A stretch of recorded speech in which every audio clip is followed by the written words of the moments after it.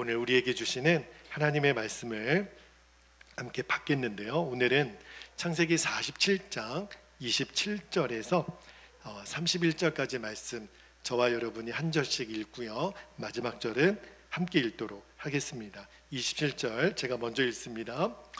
이스라엘 족속이 애굽 고센 땅에 거주하며 거기서 생업을 얻어 생육하고 번성하였더라. 야곱이 애굽 땅에 17년을 거주하였으니 그의 나이가 147세라. 29절 이스라엘이 죽을 날이 가까우매 그의 아들 요셉을 불러 그에게 이르되 이제 내가 너에게 은혜를 입었거든 청하노니 너의 손을 내 허벅지 아래에 놓고 인애와 성실함으로 내게 행하여 애굽의 나를 장사하지 아니하도록 하라. 내가 조상들과 함께 눕거든 너는 나를 애굽에서 메어다가 조상의 묘지에 장사하라. 요셉이 이르되 내가 아버지의 말씀대로 행하리이다. 31절 함께요. 야곱이 또 이르되 내게 맹세하라 하매 그가 맹세하니 이스라엘이 침상 머리에서 하나님께 경배하니라. 아멘. 하나님 말씀입니다. 모두 자리에 앉겠습니다. 오늘 주일 말씀은 이제 창세기 강의로는 99번째, 다음 주가 이제 100번째 말씀이 되는데 거의 한 2년 가까이 저희가 창세기 말씀을 읽어왔는데 이제 거의 이제 마지막 부분에 오게 된 것 같아요. 오늘 설교 제목이 사명과 소망을 따라 사는 인생이라는 제목으로 말씀을 좀 나눌게요. 자, 그런데 지난주에 제가 여러분에게 인생의 기근이 왔을 때라는 제목의 말씀을 드렸었죠. 여러분, 사람에게 있어서 제일 중요한 게 뭐죠? 생명이에요. 생명보다 더 소중한 것은 없습니다. 그런데 우리가 육신의 생명 말고 영원한 생명, 영생이 있다는 말씀을 드렸죠. 그래서 영생에 대한 눈이 열려야 합니다. 그죠? 영생에 대한 눈이 열리면 그러면 우리가 이 땅에 어떠한 대가 지불이라도 아깝지 않게 돼요. 여러분, 오늘이 내 인생의 마지막 날이라고 늘 여러분들이 생각하며 살아야 됩니다. 내가 아직도 나이가 30대고 40대고 목사님 내가 아직 살 날이 더 많은데 왜 굳이 오늘이 내 인생의 마지막 날처럼 살아야 됩니까? 여러분, 정말 그렇게 사셔야 돼요. 그래야 우리는 영원한 생명을 향하여 살 수 있기 때문입니다. 내가 오늘이 내 인생의 마지막 날이라고 한다면 모든 판단의 기준이 달라져요. 그런데 너무너무 안타까운 것은 많은 사람들이 영원한 생명 또 영원한 천국에 대하여 그렇게 관심이 없습니다. 여러분, 오늘 이 눈이 열려야 돼요. 우리가 영원한 하나님의 나라에 대한 가치의 눈이 열리면 여러분, 밭에 감추인 보화를 발견한 농부의 이야기를 예수님이 하셨죠. 말씀 한 구절만 읽어드릴게요. 마태복음 13장 44절에 보면 천국은 마치 밭에 감추인 보화와 같으니 사람이 이를 발견한 후 숨겨두고 기뻐하며 돌아가서 자기의 소유를 다 팔아 그 밭을 사느니라. 여러분, 더 중요하고 귀한 가치를 깨닫게 되면 그거보다 덜 중요한 가치를 내어버리는 것은 아무것도 아니에요. 지난주에 애굽 사람들이 먹을 것이 없으니까 그들의 땅을 팔고 그들의 돈으로 그 양식을 사고 그 다음에 가축도 팔고 심지어는 자기의 생명도 바로 앞에 다 내놓죠. 왜 그렇죠? 생명이 중요하니까. 근데 저와 여러분이 영원한 생명의 눈이 열리게 되면 지금 내가 가지고 있는 이 땅의 것들을 놓는 것은 아무것도 아니에요. 오늘 그 눈이 열리게 되기를 축복합니다. 자, 이제 오늘 본문으로 들어가 보면 여러분, 이제 야곱이 요셉의 호의를 통해서 이제 모든 70 가족들과 함께 애굽의 고센 땅에 정착하여 몇 년을 더 사냐면 17년을 더 살게 됩니다. 이제 오늘 본문 말씀은 야곱에게 있어서는 아들 요셉에게 주는 유언과도 같은 말씀이에요. 자, 그 말씀을 통해서 하나님이 우리에게 주신 은혜를 나눌 텐데, 자, 오늘 먼저 27절 말씀을 한번 볼게요. 27절에 보면 이스라엘 족속이 애굽 고센 땅에 거주하며 거기서 생업을 얻어 생육하고 번성하였더라. 자, 70명의 야곱의 가족들이 애굽 고센 땅에 내려와서 하나님이 복을 주시는데 어떤 복을 주셨냐면 여기 보니까 생육하고 번성하였더라. 그러니까 이렇게 쉽게 우리나라 말로 표현하면 아들, 딸 잘 낳고 사람들도 많아지고 점점 부유하게 되더라. 그런 뜻이에요. 자, 그런데 그럴 수밖에 없는 게 아들 요셉이 애굽에 뭐예요? 총리잖아요. 총리가 얼마나 그 집안 사람들을 도와주고 섬겼겠습니까? 얼마나 든든하겠어요. 그죠? 그리고 목축하기 좋은 고센 땅도 하나님이 주시고 그리고 생육하고 번성했다고 하는데 여러분 하나님이 왜 생육하고 번성의 축복을 주신 줄 아시죠? 하나님의 계획은요. 이제 야곱의 가족이 70명이 내려왔을 때는 그저 한 족속이에요. 한 부족이에요. 그런데 하나님의 계획은요. 이 부족을 한 민족으로 만들기 위한 계획을 갖고 계셨거든요. 그러니까 계속해서 생육하고 번성의 복을 주신 거예요. 그래서 큰 민족이 되면 하나님의 큰 그림에는 이들이 다시 어디로 가요? 가나안 땅으로 가게 됩니다. 그래서 한 나라를 만들기 위함이 하나님을 섬기는 나라를 세우는데 그 이스라엘 나라를 또 왜 세워요?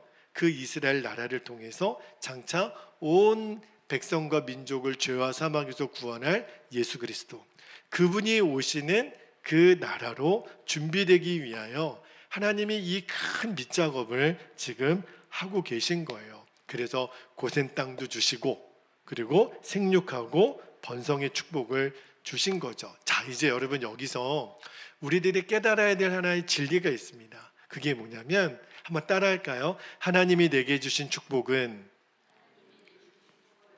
모두가 사명이다. 자, 여러분 축복이 사명이다라는 말을 꼭 기억하셨으면 좋겠어요. 하나님은 저와 여러분에게 많은 축복을 주셨죠. 건강의 복도 주셨죠. 오늘 이렇게 걸어서 와서 예배 드릴 수 있는 게 얼마나 감사해요. 여러분 한 가지 좀 기도 부탁을 드릴게요. 저희 교회에 임춘희 성도님이라고 계셔요. 제가 이 교회에 부임해서 한 번도 성전에서 예배를 드리지는 못했어요. 왜냐하면 몸이 아프셔요. 혼자서 걷기가 어려우세요. 부축을 받아야 되고 휠체어를 타셔야 되는데 지지난주에 그 전동 휠체어를 타고 교회에 오셨는데 예배당에는 들어오지 못하시고 벽만 찍고 가셨대요. 그러면서 약속하시기를 목사님 제가 10월 첫째 주에는 어떻게 해서라도 교회 가서 예배드리고 싶어요. 여러분 다음 주거든요. 꼭 오셔서 예배할 수 있는 은혜가 있기를 정말 하나님이 주신 감동이 있을 거라고 싶어요. 그런데 여러분 오늘 네 발로 걸어서 예배 드릴 수 있는 게 얼마나 큰 복인데요. 그리고 하나님이 우리에게 집도 주시고 일할 수 있는 직장도 주시고 재정의 복도 주시고 그리고 인생의 다양한 경험도 주셨죠. 이 모든 것이 내게 복이거든요. 그런데 이 복은 사명을 위해서 주신 복이에요. 꼭 내게 좋은 경험이 아니어도 괜찮아요. 힘들고 아픈 경험도 여러분에게는 궁극적으로 하나님이 복으로 바꾸실 거니까. 사도 바울이 그랬거든요. 고린도 후서 1장 4절에 보면 바울이 이렇게 고백하죠. 우리의 모든 환난 중에서 우리를 위로하사 우리로 하여금 하나님께 받는 위로로서 모든 환난 중에 있는 자들을 능히 위로하게 하시는 이시로다. 이게 무슨 말이냐면 여러분 내가 어떤 아픔을 경험해 봐야 그 사람의 아픔을 더 잘 이해할 수 있는 것처럼 바울은 너무너무 힘들고 어려운 일을 당할 때마다 하나님의 위로를 경험했다는 거예요. 그러면서 한다는 이야기가 하나님 제가 이렇게 힘들고 아프고 어려운 경험도 나보다 더 힘들고 어려운 사람을 위로하라고 주신 하나님의 선물이군요. 어떻게 그렇게 해석할 수 있는지 그죠? 그러므로 하나님이 저와 여러분에게 주신 모든 복은요 반드시 하나님의 특별한 계획을 따라 쓰도록 만드는 사명이라는 거예요. 여러분 우리가 꼭 건강이나 재물이나 어떤 인생의 경험이나 이런 복이 아니더라도 저와 여러분은 하나님께 말할 수 없는 복을 받았죠. 무슨 복을 받았죠? 구원의 복을 받았잖아요. 여러분 지금 당장 여러분이 죽어도 천국에 바로 갈 수 있다라는 믿음의 확신이 있으십니까? 아멘이죠. 여러분 이 복을 어디서 얻지요? 여러분 내가 지금 죽어도 하나님 나라에 들어갈 수 있다라는 이 구원의 복을 어디서 우리가 얻을 수 있겠어요? 그러므로 구원의 축복을 받은 사람은요, 모든 축복을 다 받은 거예요. 그런데 하나님이 축복을 왜 주셔요? 사명을 위해서. 그러니까 구원의 축복을 우리가 받았다라고 하는 거는 이제 예수님의 이름을 전해야 되는 사명이 우리에게 있다라는 거예요.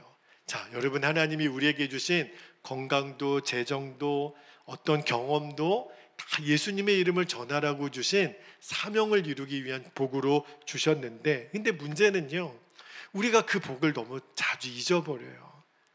하나님이 내게 주신 복, 재정의 복, 건강의 복, 환경의 복, 어떤 좋은 경험의 복, 근데 이거를 하나님이 내게 주신 사명이라고 생각하지 않고 그저 내가 즐기는 일에 그냥 내가 원하는 대로 사는 그 시간으로 쓰는 사람들이 너무너무 많아요. 여러분, 하나님이 내게 주신 복을요, 사명으로 알지 못하면 그 사람은 반드시 타락하게 돼 있습니다. 그 중에 대표적인 사람이 누구냐면 삼손이에요. 여러분 사사기 성경에 보면 이스라엘의 사사 중에 삼손이 나오죠. 여러분 샘소나이트라고 하는 가방 브랜드 아세요? 그게 삼손의 이름에서 나온 거예요. 여러분 삼손이 얼마나 힘이 셌냐면요, 낙타뼈를 가지고요 블레셋 사람 1000명을 그 자리에서 죽이는 사람. 아니 별로 안 놀라시죠? 칼도 총도 아니에요. 낙타뼈를 가지고 1000명을 죽일 수 있는 괴력의 소유자가 삼손이거든요. 근데 여러분 하나님이 삼손을 왜 그 힘을 주셨는지 아십니까? 이스라엘 민족을 구원하라고, 사사로서 이스라엘 백성들을 하나님의 백성으로 섬기라고, 그게 삼손에게 주신 사명이었어요. 여러분 얼마나 큰 복을 받았습니까? 그런 힘의 복을 받았는데, 근데 안타까운 것은 삼손이 하나님이 그에게만 주신 이 놀라운 힘의 축복을 어디에 썼어요? 자기의 정욕을 위해 썼어요. 삼손은 여색을 밝혔고요, 그리고 그 이방 땅인 블레셋에 있는 기생집에 가서 자기의 정욕을 마음껏 행했던 사람. 근데 얼마나 이 사람이 힘이 강한 사람이냐면, 술 먹고 기생집에 있을 때 블레셋 군사들이 오면 힘이 얼마나 강하냐면 성 기둥을 뽑아내고 문짝을 뜯어내서 그걸 가지고 어깨에 메고 휘둘렀던 사람. 상상할 수가 없는. 그러니까 블레셋 사람이 삼손에게는 감히 접근을 못했던 사람이 바로 삼손이잖아요. 그런데 여러분 그런 삼손이 부럽습니까? 그 괴력을 가지고 자기 멋대로 사는 삼손이 부럽나요? 그럴 리가 없는 거죠. 왜냐하면 하나님이 사명을 감당하라고 주신 축복을 자기 마음대로 썼으니까. 결국 삼손이 어떻게 돼요? 들릴라라고 하는 여인이 그렇게 집요하게 힘의 근원을 찾아내죠. 머리카락이 있다라는 것을 알게 돼요. 머리카락을 잘리고, 그게 끝이 아니었어요. 힘의 근원을 잃어버리니까 결국 나중에는 눈이 뽑히고 쇠사슬에 매어서 그 블레셋 성에 맷돌을 돌리는 비참한 그런 지경에 빠지게 되잖아요. 너무너무 안타까워요. 하나님이 주신 복을요, 사명을 위해 감당하지 않으면 여러분 이렇게 됩니다. 여러분 그런 점에 있어서는 차라리 삼손에게 이런 복이 없었더라면, 그렇죠? 그러면 이렇게까지 무너지지 않지 않았겠나. 근데 여러분 우리 대부분은요 삼손과 같은 그런 인생의 경험은 없을 거예요. 삼손과 같은 1000명을 죽이는 복, 그죠? 그리고 삼손처럼 이렇게 타락한 사람도 거의 없을 거예요. 그러나 영적인 원리는 똑같습니다. 정도의 차이는 있을지 모르겠지만 하나님이 저와 여러분에게도 축복을 주시잖아요. 근데 이것을요 사명을 감당하는 것으로 쓰지 않으면 반드시 그 인생은 타락하게 되어 있습니다. 꼭 도덕적으로만 타락하지 않더라도 영적으로 타락해요. 여러분 영적인 타락이 뭔지 아십니까? 영적인 타락이 사실은 도덕적인 타락보다 더 무서워요. 그게 뭐냐면 하나님보다 세상을 더 사랑하는 거. 그죠? 하나님이 아닌 세상에 있는 것들을 더 의지하는 것이 사실은 이 도덕적인 타락보다 더 무서운 타락이에요. 왜냐하면 도덕적인 타락은요, 내 죄가 드러나잖아요. 그러면 내가 잘못했구나 깨닫기라도 하죠. 그런데 이 영적인 타락은 얼마나 마귀가 교묘하게 우리를 속이는지, 아니 네가 세상에서 성공한 게 뭐가 잘못이야. 세상에서 높아지고 돈도 많이 벌고 명예도 얻고 그리고 뭐 여유도 누리고 그게 뭐가 잘못이야. 여러분, 그게 잘못이라고 말하는 게 아니에요. 하나님보다 그거를 더 사랑하고 의지하는 게 문제라는 거죠. 자, 여러분 보세요. 이제 이스라엘 백성이 고센 땅에서 생육하고 번성한 것은 복이죠. 근데 이 복을 왜 주셨다고요? 사명 때문에 주신 거예요. 이제 이 민족은요, 그냥 한 부족으로 끝나지 않고 예수 그리스도가 오실 한 민족으로 하나님이 세우실 사명이 있는 거거든요. 근데 여러분, 만약에 이 사명을 잃어버리면 하나님이 주신 축복이 아무것도 아니에요. 그 복에 사명을 빼앗겨서는 안 됩니다. 그리고 또 하나, 여러분, 이스라엘 백성들이 잊지 말아야 될 것이 있어요. 아무리 내가 지금 복을 누려도 애굽 땅에서 고센 땅에서 생육하고 번성해도 잊지 말아야 될 것, 그게 뭐냐면 우리들이 돌아가야 될 땅이 있다라는 것. 그게 바로 가나안이잖아요. 여러분, 이스라엘 족속이 영원히 살 곳은요, 애굽이 아니에요. 이제 430년이 지나면 하나님의 계획에 의하여 그들은 가나안 땅으로 갑니다. 애굽은 정말 잠시 잠깐 있는 곳이에요. 때가 되면 반드시 떠나야 됩니다. 그런데 문제가 있는 거예요. 이 430년을 지내다가 보니까 지금 고센 땅에서 생육하고 번성했다 그랬잖아요. 근데 이곳도 너무너무 살만한 곳이에요. 여러분, 당시에 애굽은요, 전 세계 문명 중에 4대 문명 중에 근원지예요.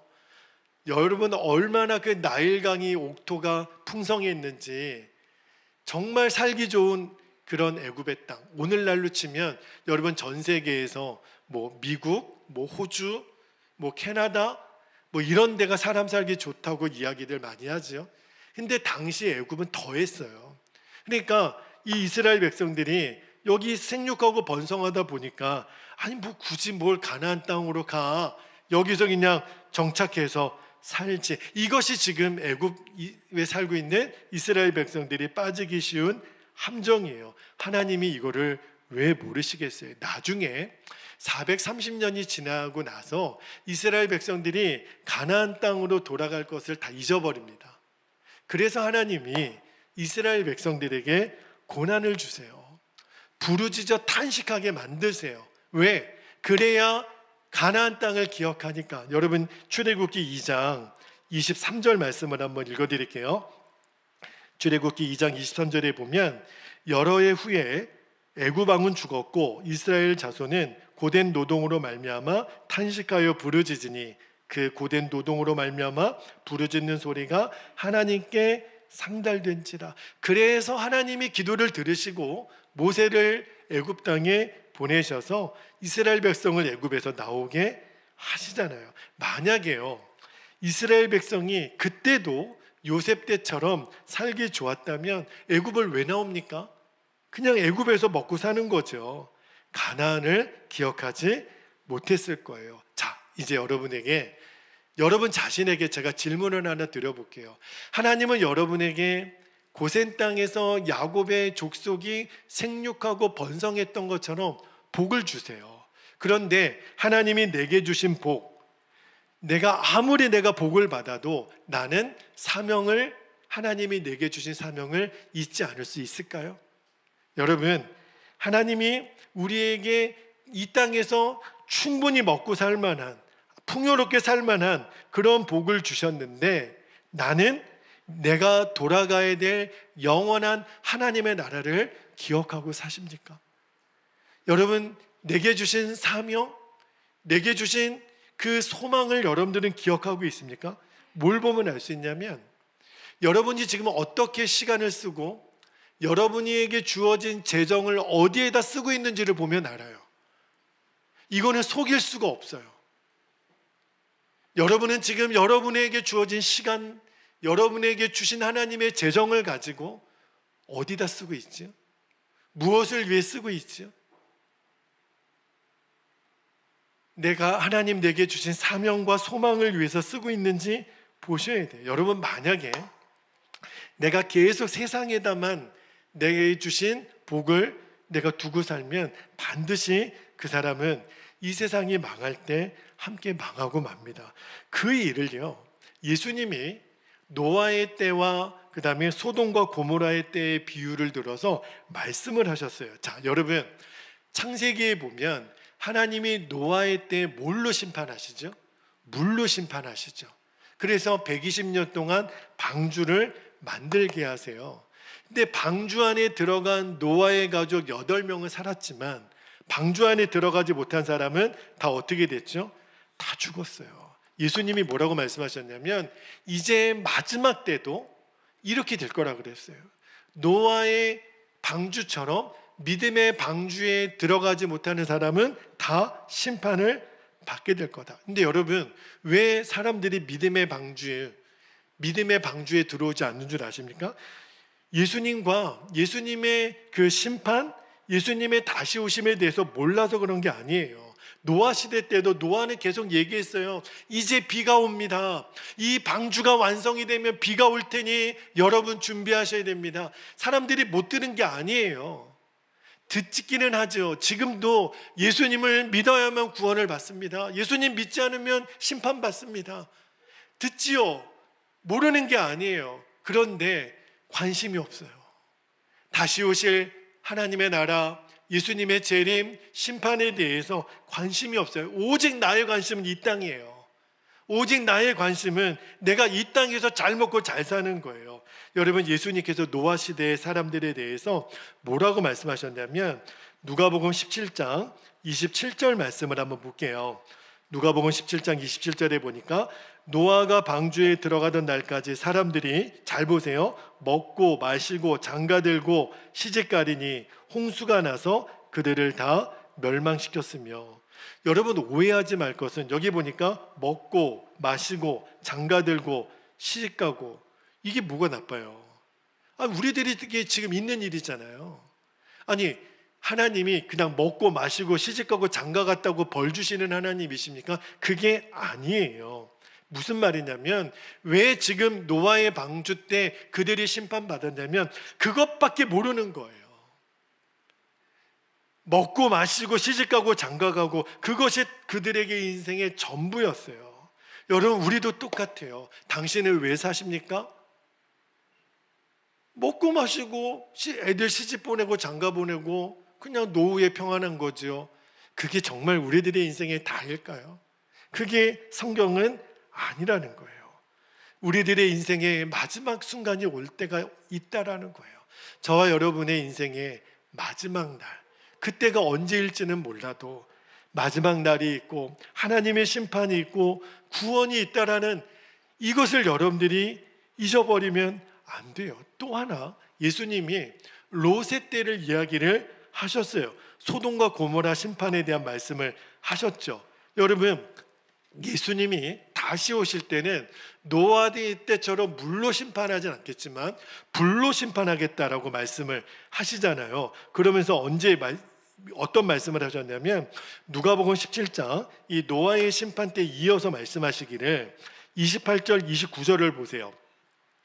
또 롯의 때와 같으리니 사람들이, 잘 보세요, 먹고 마시고 사고 팔고 심고 집을 짓더니 롯이 소돔에서 나가던 날에 하늘로부터 불과 유황이 비오듯 하여 그들을 멸망시켰느니라. 여러분, 여기 말씀을 잘 보면 노아 때랑 별반 다르지 않아요. 그냥 장가들고 시집가는 것 대신에 사고 팔고 심고 집 짓고 그렇게만 바뀌었죠. 우리가 살고 있는 거랑 다 똑같아요. 우리도 이 말씀을 잘못 이해하면, 아니, 먹고 마시고 사고 팔고 땅 심고 집 짓는 게 죄라는 거야?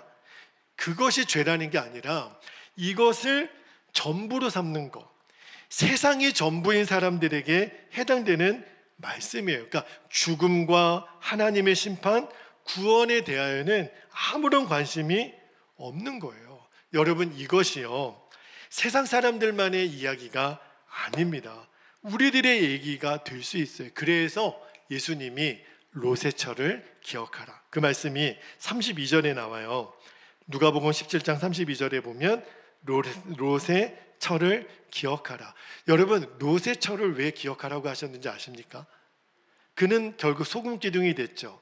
여러분, 왜 그녀가 소금 기둥이 됐냐면, 자, 소돔과 고모라는 나왔어요, 롯의 아내도. 그런데 어디까지 가야 구원을 얻냐면 소할 땅까지 가야 돼요. 이 불유황 심판이 그냥 소할 땅까지는 가야 피할 수 있었는데, 롯의 아내가 그만 그 소할 땅까지 가기 전에 뒤를 돌아봅니다. 그래서 어떻게 돼요?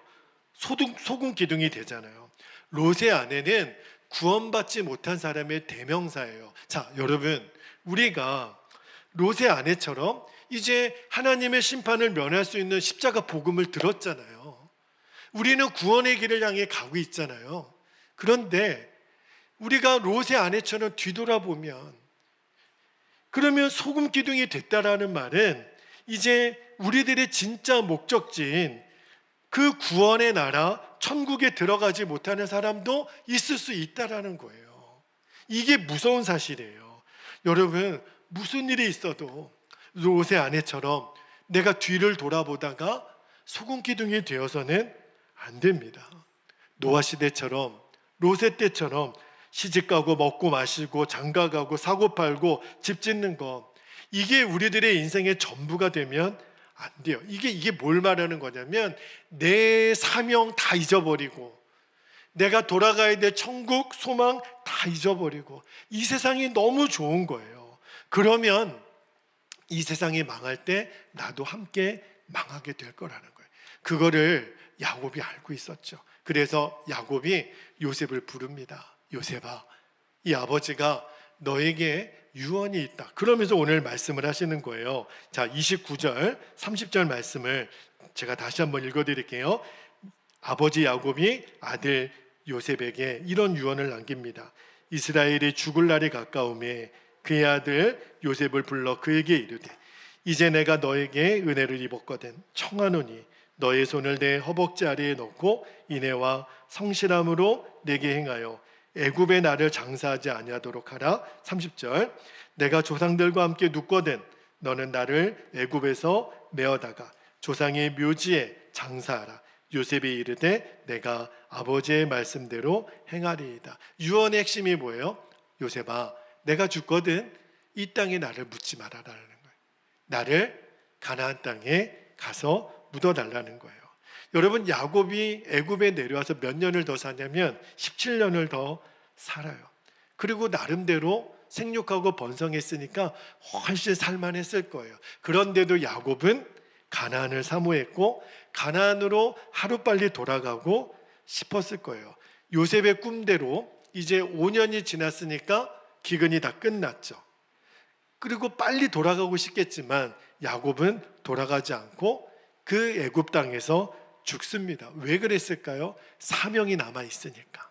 하나님이 야곱에게 어떤 사명을 주셨냐면, 자, 애굽으로 내려가기 전에 하나님이 야곱에게 이런 말씀을 하셨죠. 창세기 46장 3절 말씀을 한번 볼게요.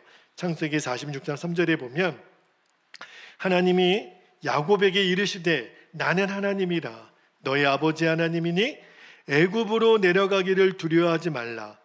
그리고 사명을 주시기를 내가 거기서 너로 큰 민족을 이루게 하리라.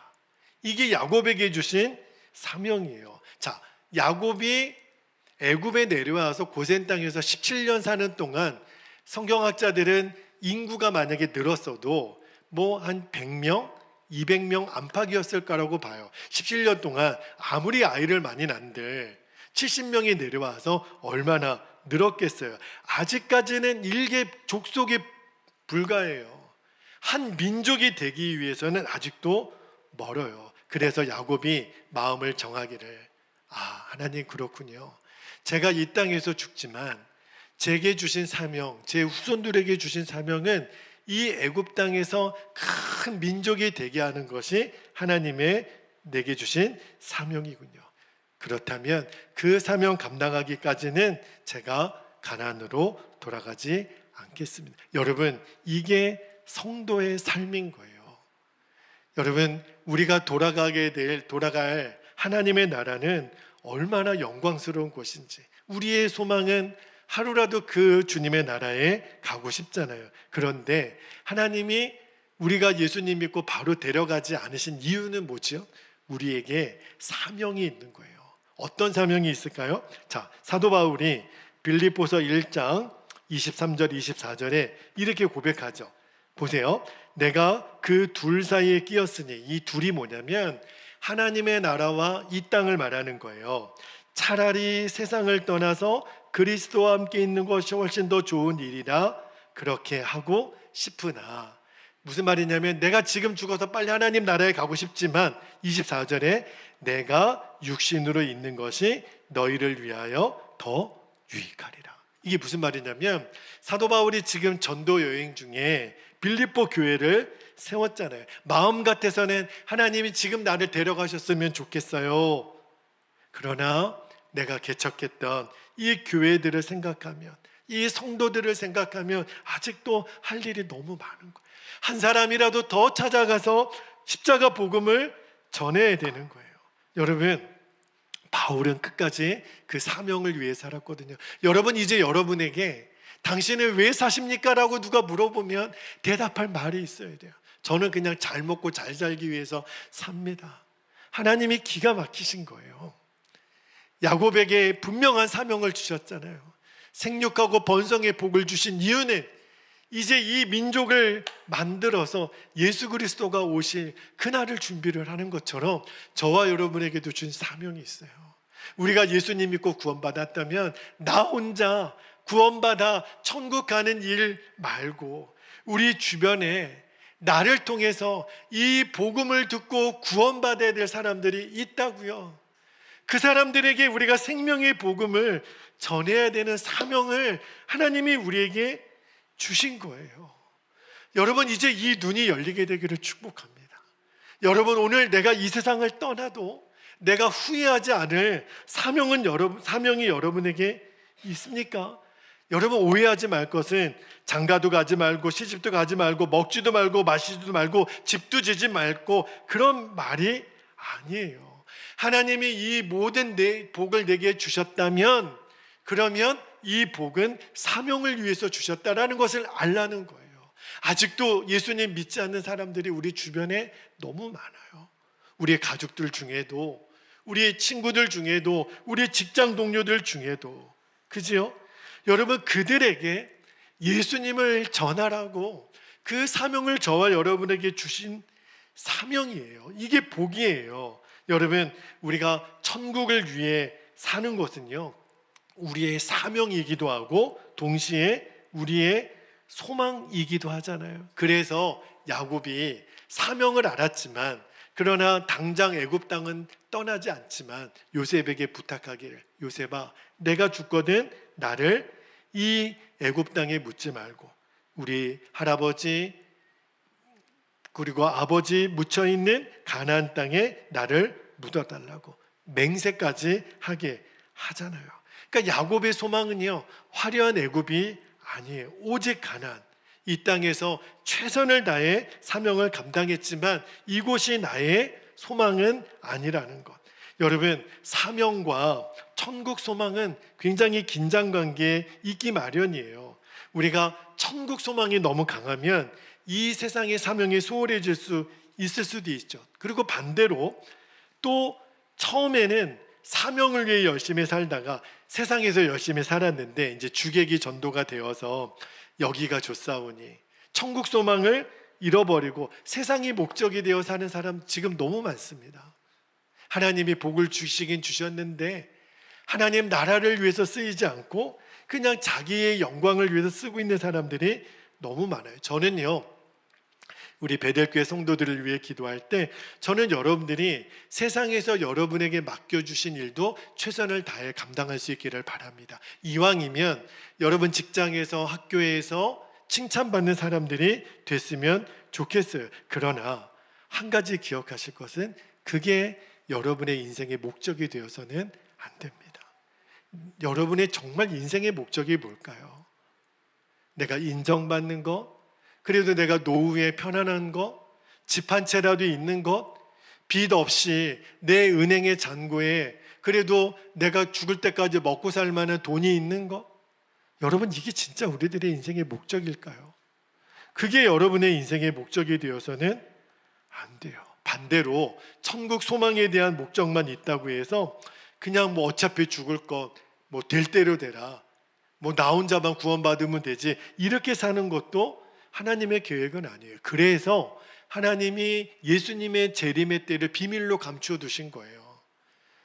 하나님밖에는 모르는 거예요. 저는요, 내 인생의 오늘이 마지막 날이라도 저는 최선을 다해서 오늘 제게 맡겨준 일을 감당하다가 주님 만났으면 좋겠어요. 때로는 제가 말씀을 주중에 준비하다가 일주일에 8번의 설교를 준비하기 때문에 어떤 때는 말씀을 준비하다가 막 숨이 막힐 때가 있어요. 도대체 나는 언제까지 말씀을 준비하고 언제까지 나는 설교를 하는 사람일까? 근데 제가 참 바보 같은 소리죠. 주님이 제게 주신 것이, 너 설교 준비하는 거 힘드냐? 너 예배를 준비하는 거 힘드냐? 너 예배 그 설교 준비하다가 나를 만나면 어떻겠니? 예배 중에 주님 만나면 어떻겠니? 여러분, 우리들의 인생의 마지막 날 주님을 만나게 되는 그 시간이 어떤 시간이었으면 좋겠어요? 여러분, 세상에서 죄 짓는 시간에 주님 만나면 최악이잖아요. 주님이 제 마음에 주시는 게 설교 준비하는 시간이 복이다, 예배 시간이 복이다, 기도 시간이 복이다. 여러분, 그때 주님 만나면 얼마나 영광스러워요. 세상에서 죄 짓는 자리에서 예수님 만나면 그 뒷감당 어떻게 하시려고 그래요? 사명이 복이에요. 내 이 사명의 자리에서 주님 만나는 게 복이에요.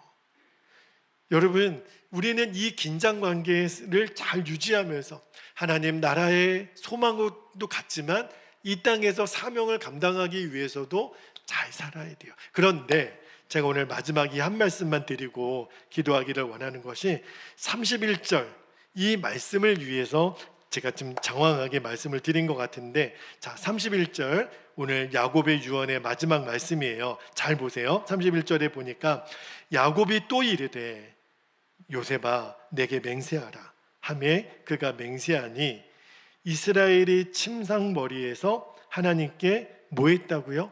경배하니라. 여러분, 오늘 설교를 다 잊어버려도 괜찮은데 여기 말씀은 꼭 기억해 주시대요. 야곱이 침상에서 하나님께 경배하니라. 여러분, 나를 애굽 땅에 장사하지 말아달라고 아들 요셉에게 맹세까지 시키고 나서 야곱이 그 침상 끝에서 하나님께 경배합니다. 이 말씀 드리려고 여러분에게 지금까지 말씀을 끌어온 거예요. 여러분, 이 31절 말씀을 통해서 그렇구나, 야곱은 이 애굽 땅에 소망을 두지 않고 내가 돌아가야 될 가나안 땅, 영원한 하나님의 나라에 대한 소망을 갖고 있었고, 또 하나 애굽에 살면서 그에게 주신 사명을 잊지 않을 수 있었던 그 유일한 근거가 뭐냐면, 야곱에게 주셨던 힘이 뭐냐면 바로 예배였다는 거예요. 사명과 소망에 대한 분명한 자의식을 가지고 있었던 야곱의 인생에는 항상 하나님께 예배하는 시간이 있었다는 거예요. 이게 비밀이구나. 여러분, 예배는 하나님을 만나는 시간이에요. 예배는 하나님의 임재 안에 들어가는 시간이에요. 하나님의 마음이 부어지는 시간. 여러분, 내가 하나님을 만나고 하나님의 마음이 내 안에 부어지잖아요. 그럼 어떠한 일이 내게 일어나는지 아십니까? 하나님 그분과 더 같이 있고 싶어요. 여러분, 우리가 누군가를 사랑하게 되면 같이 있고 싶어져요. 그 사람하고 늘 함께 있고 싶어져요. 하나님의 마음이 내 안에 부어지면, 여러분, 예배 시간은요, 예배를 마치고 나면 여러분 안에 어떤 열매가 맺어야 되냐면, 하나님, 나는 하나님이 너무 좋아요. 나는 하나님과 늘 함께 있고 싶어요. 이 마음이 우리에게 부어져요. 그래서 자꾸 하나님 나라에 대한 소망이 생깁니다. 그리고 또 하나 어떤 마음이 생기냐면 내 마음이 뜨거워져요. 하나님을 만나서 천국 소망을 또 일으켜 주셨다면 나를 이 땅에 남겨두신 하나님의 사명이 자꾸 생각나요. 여러분, 월요병이라는 거 아시죠? 주일을 마치고 나면 주일 밤부터 머리가 아파요. 내일 또 일하러 가야 되니까. 그죠? 여러분, 그게 월요병이잖아요. 그런데 예배에 승리한 사람들, 예배를 통해서 하나님을 만난 사람에게는 내 안에 뜨거움이 임해요. 어떤 뜨거움이 임하냐면, 저 같은 경우는 주일 예배를 마치고 나서 이제 여러분 다 돌아가시고 나면 깊은 한숨이 쉬어져요. 오늘도 예배 끝났다. 그런데 제 마음은 또 다음 주 설교를 또 어떻게 해야 될지 그 마음이 또 떠올라요. 내일 새벽에 또 전할 말씀, 끝이 없는 거죠. 제가 왜 이 말씀을 드리냐면 그 시간이 이제는 저에게 부담이 아닌 거예요. 긴장이 되고 막 내 마음 안에 막 흥분이 돼요. 주님이 또 어떤 말씀을 주실까? 여러분에게 이제 월요병이 없어지게 되는 이유는 뭐냐면 내가 이 예배를 통해서 하나님을 만나잖아요. 하나님의 그 뜨거움이 내 안에 임하게 되면 하나님이 사명이 자꾸 생각나게 해서요. 어떤 사명일까요? 내가 오늘 직장에 가서 내가 오늘 만나게 될 사람들을 통해서 내가 전할 복음이 생각이 나는 거예요. 어떤 거죠? 아니, 내가 이제 직장에서 사람을 잠깐 쉬는 시간에 저기 잠깐 시간이 있어요. 커피 한잔 할래요? 그러면서 어떤 말씀을 하냐면 제가요 어제 교회에 갔는데 목사님이 야곱이 애굽 땅에 가서 아들 요셉에게 유언했던 말씀을 하시는데 내가 평상시에는 그 말씀이 무슨 말씀인지 몰랐는데 목사님이 이렇게 해석을 해주시더라고요. 야곱은 천국 소망을 가진 사람이고 또 애굽에서 있으면서 사명을 감당했던 사람이에요. 근데 제가요 그동안 월요병에 힘들었는데요, 제가 그 말씀을 듣고 나서 내가 당신에게 예수님의 사랑을 전해줄 내 마음이 뜨거움이 임해서 오늘 이 말씀을 나눌 테니 다음 주 저랑 같이 교회 가실래요? 그죠? 아니, 이 마음이 내 안에 불붙듯이 일어난다니까요. 그래서 월요일날 막 직장을 가고 싶은 거예요. 내가 예수 믿는 사람이라는 걸 막 보여주고 싶은 거예요. 저로에게 적용한다면 또 다음 주일에 전할 창세기 48장의 말씀이 제 머릿속에 또 막 들어오는 거예요. 다음 주에는 우리 성도들에게 무슨 말씀을 전할까? 내일 새벽에는 무슨 말씀을 전할까? 노방전도 가면 어떤 전도를 할까? 이 땅 밟기를 하면서 하나님은 나에게 어떤 말씀을 주실까?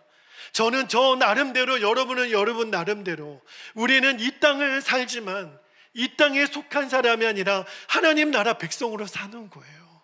사명과 소망이 이끄는 인생을 사는 거예요. 그렇게 주님이 우리를 축복해 주시는데 이 모든 능력이 어디서 오냐면 예배를 통해서 오는 거예요. 예배에 승리한 사람은 이 사명과 소명에 대해서 눈이 더 열립니다. 제가 수없이 많이 봤어요. 예배에 실패한 사람은요 절대로 이 세상을 이길 수 없습니다. 절대로 이 세상의 유혹에 승리할 수가 없어요. 그러므로 여러분 예배에 승리하게 되기를 축복합니다. 여러분이 삶 속에 주일 예배가 됐든 새벽 예배가 됐든 주중 예배가 됐든 여러분이 예배에 목숨을 걸어보시기를 축복합니다. 예배를 통해서만 주시는 사명과 소망의 눈이 열리게 되기를 축복합니다. 저와 여러분에게 이제 야곱의 마지막 인생의 유언 같은 부분을 나누었어요. 결론은 예배의 승리자가 되는 거예요. 그러면 하나님이 우리에게 사명과 소망의 눈을 열어주세요. 여러분에게 이 은혜가 꼭 임하게 되기를 축복합니다. 자, 이제 우리 기도하겠습니다. 오늘 주신 말씀 붙들고 두 가지 기도 제목을 여러분에게 나눌게요. 첫 번째 기도 제목은요, 하나님이 내게 주신 축복이 사명이라는 걸 늘 기억하는 거예요. 롯의 아내처럼 내가 세상을 향해 뒤돌아보고 소금 기둥이 되지 말게 하옵소서. 두 번째는요, 예배의 승리자가 되어 하나님이 주신 사명에도 승리하고 천국 소망을 가지고 날마다 살아가게 하옵소서. 이 두 가지 기도 제목을 붙잡고 우리가 주님의 이름을 간절히 부르신 후에 통성으로 기도하겠습니다. 주여